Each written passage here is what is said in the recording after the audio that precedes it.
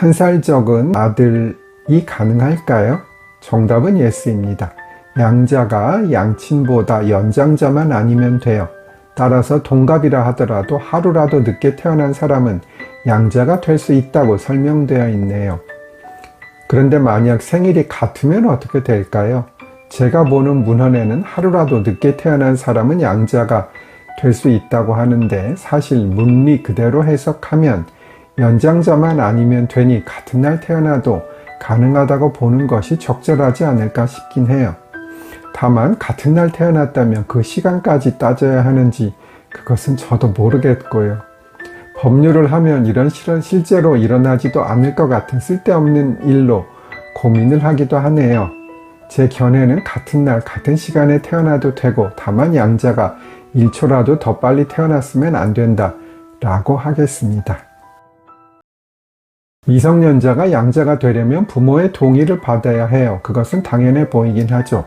그러나 만약 친권을 상실한 경우, 부모의 소재를 알 수 없는 경우, 부모가 3년 이상 부양 의무를 이행하지 않은 경우, 부모가 자녀를 학대 또는 유기하거나 그 밖에 자녀의 복리를 현저히 한 경우에는 동의가 없어도 입양을 할 수가 있어요.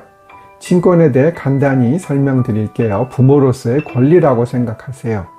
그런데 사실 친권은 권리인 동시에 의무의 성격도 상당히 강하게 가지고 있어요. 가끔 친권을 행사하는 것이 적절하지 않은 부모도 있잖아요. 아이를 학대한다든가 하는 경우에 친권이 상실될 수 있다는 것도 알아두세요. 친권을 상실한 부모는 당연히 자식이 입양되는데 동의권도 상실하겠고요. 지난번에 미성년자가 입양되려면 부모의 동의가 필요하다고 설명드렸는데요. 사실은 성년자도 입양되려면 동의가 필요하긴 해요. 잘 생각해보면 성년 자녀라도 다른 사람에게 입양되려면 부모의 동의가 필요하다고 보는 것이 더 상식적이라고 보이지요. 그러나 부모의 소재를 알 수 없는 등의 사유로 동의를 받을 수 없는 경우에는 동의를 받지 않아도 되고요. 또 가정법원은 부모가 정당한 이유 없이 동의를 거부하는 경우에는 양부모가 될 사람 또는 양자가 될 사람의 청구에 따라 부모의 동의에 가름하는 심판을 할 수 있고요. 이 경우 가정법원은 부모를 신문하게 되어 있어요. 즉 불러서 왜 동의를 안 해주는지 판사가 묻게 되겠지요.